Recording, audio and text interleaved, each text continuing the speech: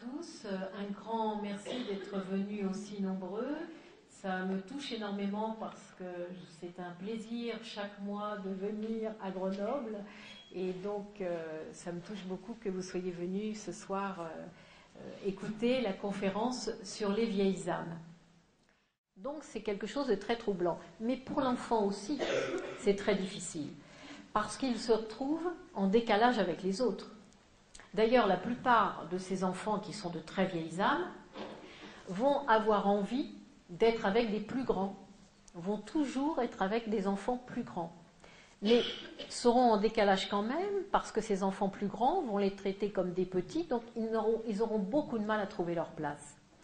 Et pour une vieille âme, c'est l'enfance et l'adolescence qui est la plus difficile à passer par rapport justement à ce décalage qu'elle ressent.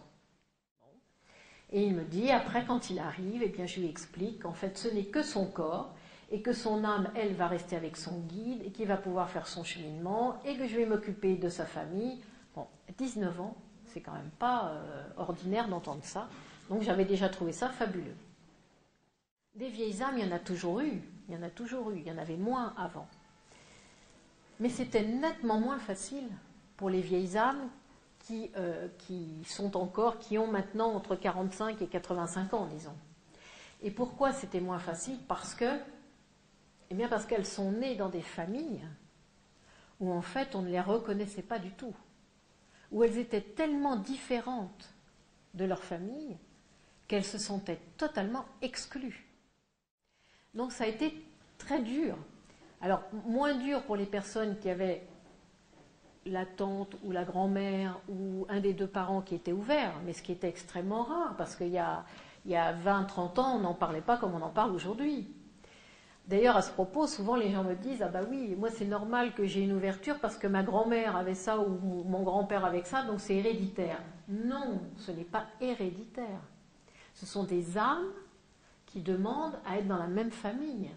C'est pas parce que votre grand-mère est médium que vous allez être médium, c'est parce que vous aviez votre cheminement d'âme à avoir cette ouverture médiumnique et vous avez été dans une famille où il y avait déjà une personne qui avait cette ouverture. Qu'est-ce que ça a donné ? C'est que ces âmes sont rentrées.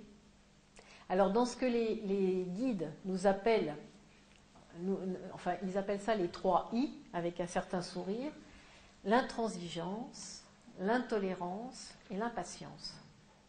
C'est-à-dire que ce sont des êtres, comme ils vivent complètement différemment dans leurs réactions que beaucoup d'autres gens autour d'eux, finissent après, en vieillissant, à être dans l'impatience face à quelqu'un qui ne comprend pas. Et pourtant, c'est là où ils se trompent, c'est que la vieille âme, elle sera toute sa vie entourée de gens qui ne comprennent pas.